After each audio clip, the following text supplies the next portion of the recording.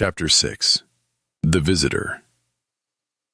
By the time Iris was running from the rain outside the Lima terminal, the same night had already found Ezra's apartment. Ezra shut the door behind Ortega and threw the deadbolt. The deadbolt sounded thin. Ortega noticed the look he gave it. It will slow down a neighbor, not a team. I understand. You ask for explanations, not comfort. She did not sit. She moved through the apartment once, fast and quiet, checking window sightlines, the hall-facing wall, the kitchen entrance, the dark reflection in the balcony glass. Her eyes paused on the face-down seminary photograph, but did not linger. Then she turned back to him. Show me the anomaly. You already know about it. I know enough to knock. I want to see what you saw before your system starts editing itself. Ezra considered refusing on principle. Then his neural band pulsed. Incoming file. Malik. Raw meta. Partial. Addendum. Warning. Access token revoked. The addendum opened. Sandbox result. Active pattern called by adaptive suggestion layer. Legacy ref. Voss archive. Human subject restricted. Merge token. Inherited service approval. Downstream path. Partner validation. Medical beta note from Malik. I am locked out. You did not get this from me. Ezra's stomach tightened.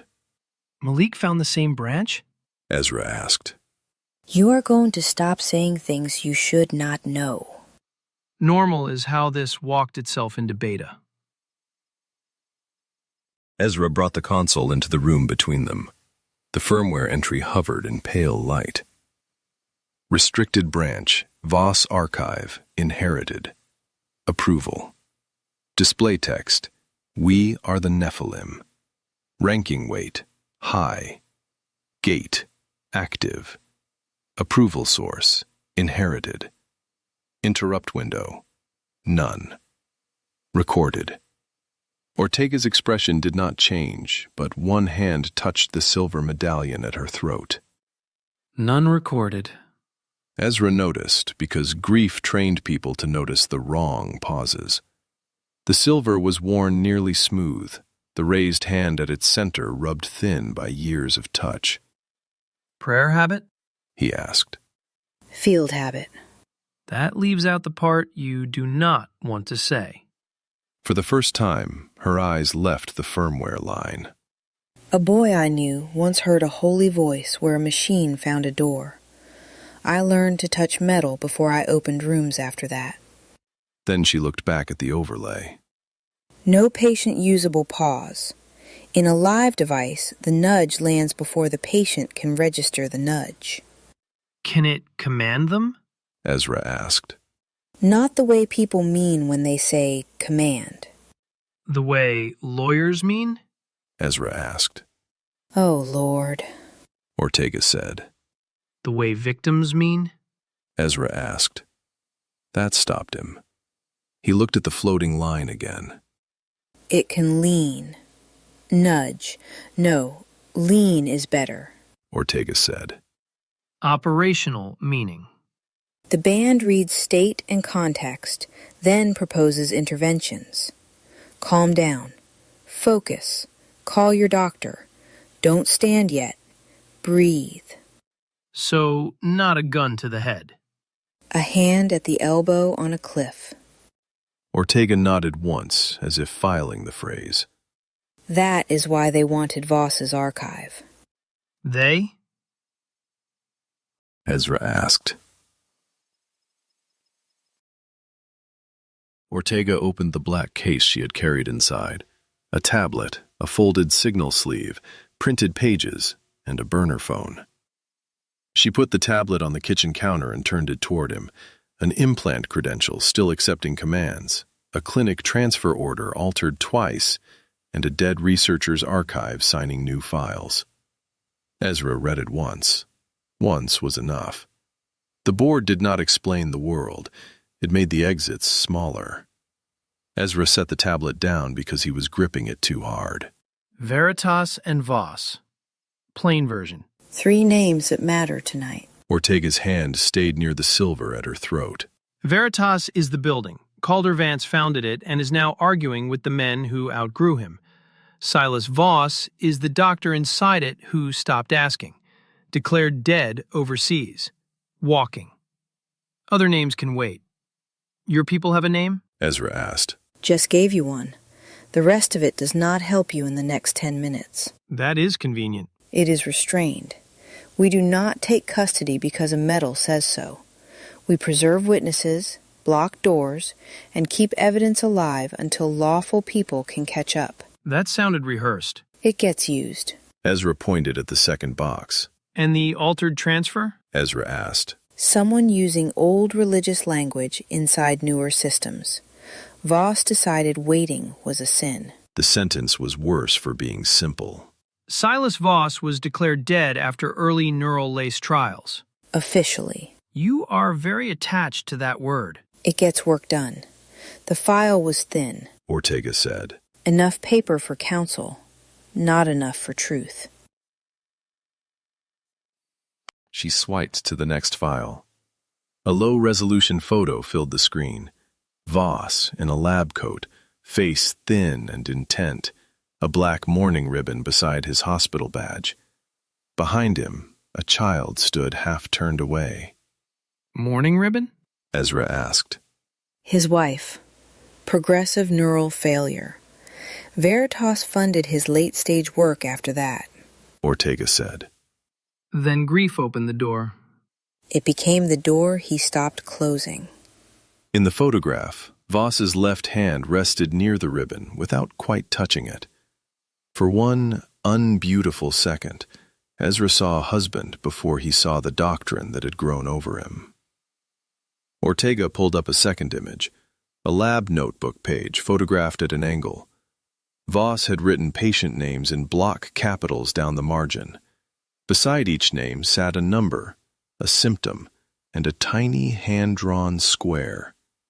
A yellow note had been taped over one corner. Consent renewal accepted 12 sec after panic suppression. Patient denies memory of signing. He boxed the living names?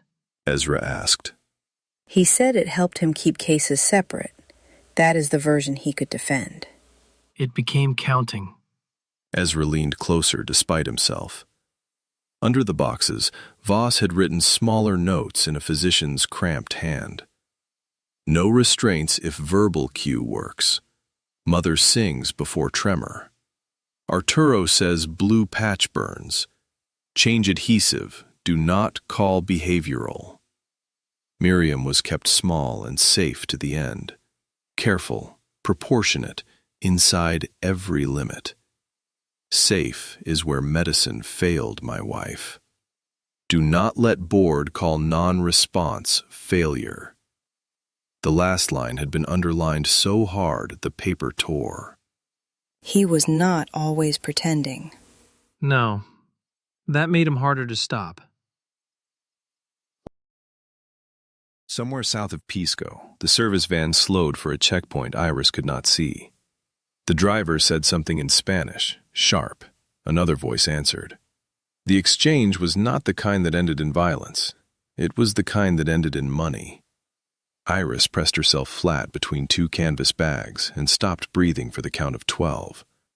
Then the van rolled forward again, and the bags settled around her, and the hum under the road shifted into a slightly different key. She did not know what the new key meant. She knew that it meant they were closer to whatever the road was pointing at. She put her cheek against the floor of the van and let the metal carry the note up into her teeth. Her grandmother had said that the stones knew where God had put them, and that the older the stone, the more carefully it remembered. Iris was not sure whether she believed her grandmother about that part. She had decided to believe her about the part where stones were not the enemy. That was enough for one night.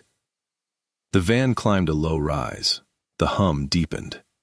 Iris did not sleep. On the ridge above the Paracas cliff line, Silas Voss did not raise his voice when the boy began to cry. The clinic camera gave him from above, narrow shoulders under a white coat, head bent, one hand resting on the bed rail instead of the child.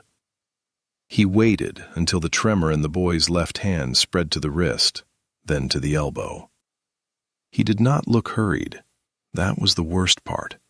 Hurry would have made him seem afraid. "Arturo," he said, "look at me." The boy tried.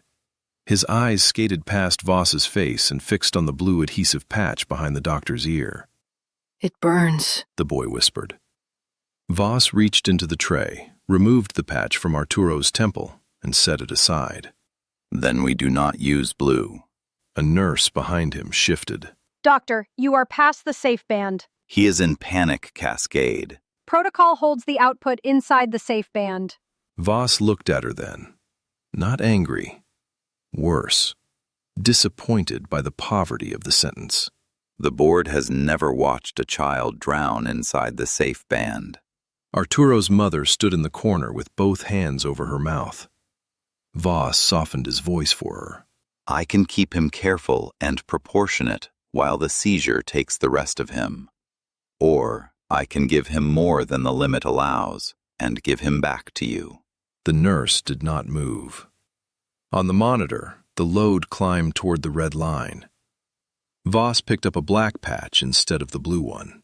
A limit is not mercy. Then he placed it against the boy's skin.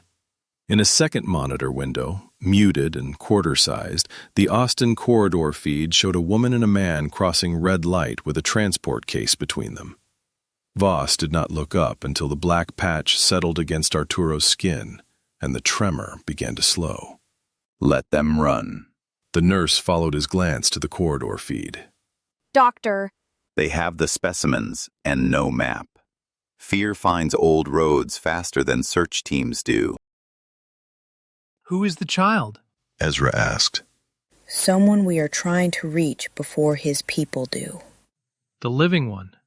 That is what the ancestry men call her. And what do you call her? Ezra asked. A child. For the first time since she entered, her control strained at the edges. In the blurred photo, the child behind Voss had one sock folded down around her ankle and one pulled all the way to the knee. Ezra saw Ortega notice it too, and let the next question sit unsaid. 3 hours ago, Dr. Lena Ariston's lab was breached. Another swipe. A building schematic. Austin, University District. Access points lit in red. Ariston runs the ancient DNA unit. Tessa Navarre sent her a Paracas skull, cataloged NEP-001. The sample produced a genetic result that should not exist.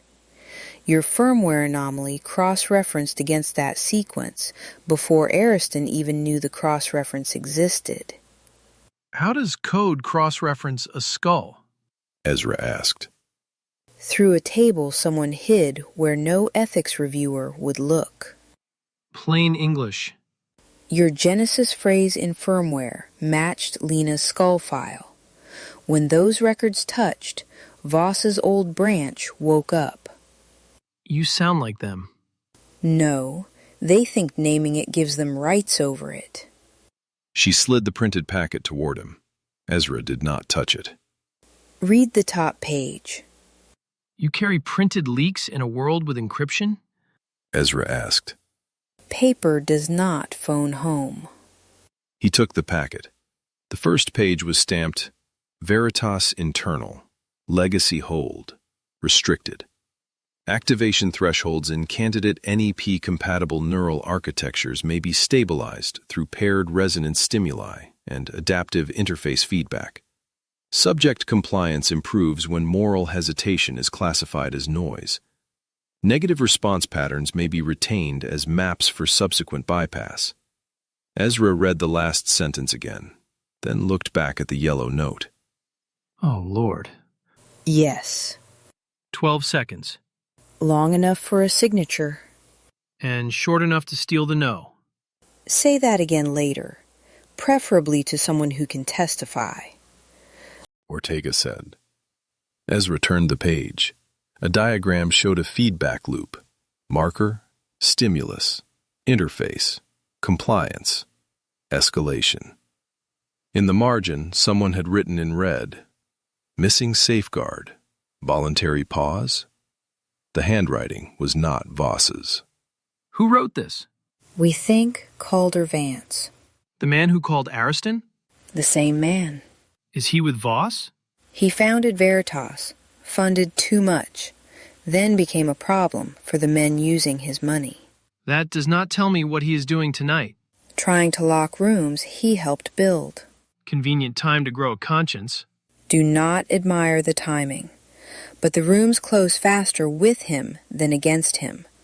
We use him until he stops being useful, and we do not turn our backs. Ezra tapped the board with 2 fingers. And you? Ezra asked. Ortega's thumb brushed the silver medallion at her throat. I stand in the way when I can. Ortega said. The tablet chimed softly. Ortega checked it. Her jaw tightened. What? Ezra asked. Ariston and her assistant reached the sub-basement. Ortega said. Assistant? Ezra asked. Matt Lee, geneticist, carries field audio hardware like it is lab equipment. Ortega said. That seems oddly specific. Ezra said. Tonight, oddly specific keeps people alive. She turned the tablet again. The image came from a low corridor camera. Red emergency light. A woman with dark hair pulled back tight, face tense with concentration. A man beside her hauling a transport case by the handle. Lena Ariston was not running wildly. She moved like someone measuring risk while fear chased her. Ezra caught himself studying her hands. One hand on the case, one hand near her coat pocket, protecting evidence, not herself. The frame advanced. 2 armed men entered the corridor behind them. Are those Veritas security? Ezra asked. Badges say Veritas. Movement says Voss. Fast, disposable, not worried about courts. Ortega said. That distinction will matter in court, assuming anyone survives long enough for court. Ezra said. Now you understand why I wanted definitions. Ortega said.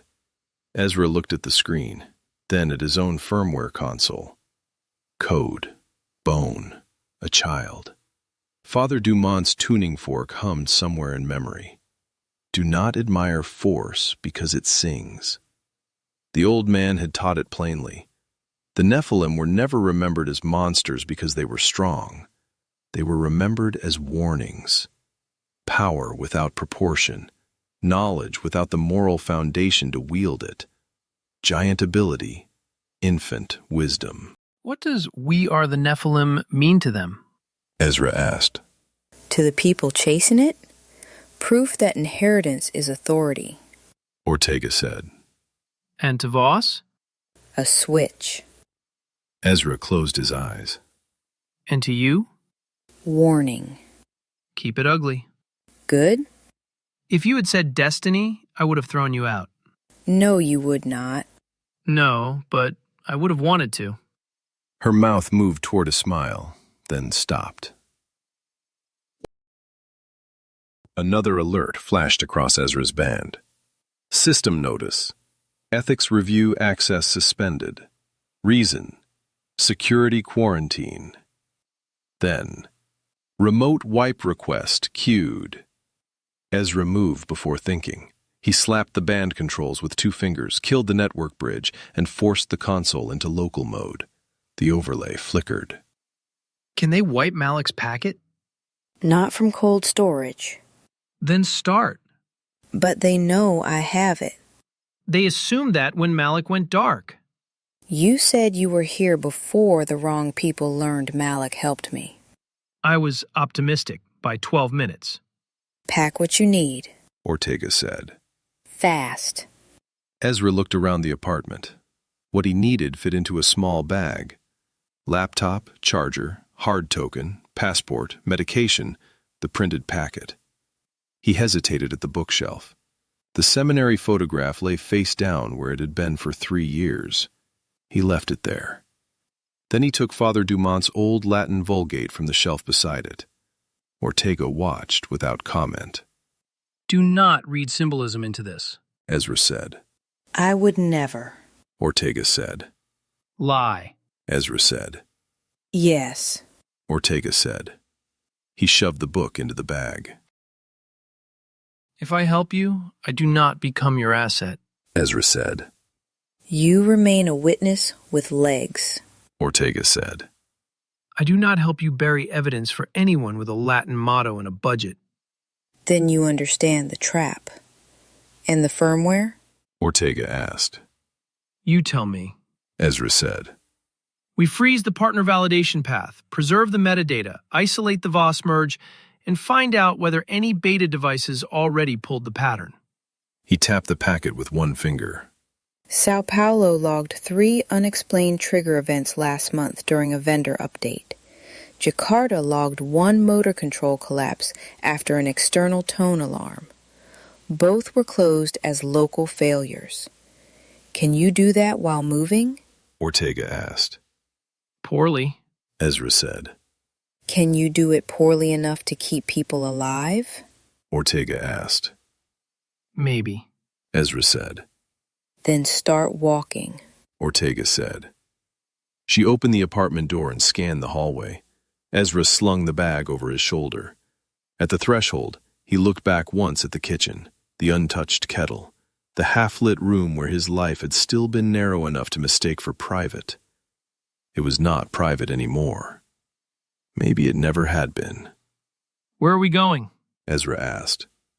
Loading dock first. If Ariston and Lee make the service exit, we intercept before Voss's people do. Ortega said. And if they do not? Ezra asked. Then we follow the skulls. Ortega said. Both skulls. Ezra said. If Ariston has them? Ortega said. Ezra stepped into the hallway. The headache pulsed again, bright and deep.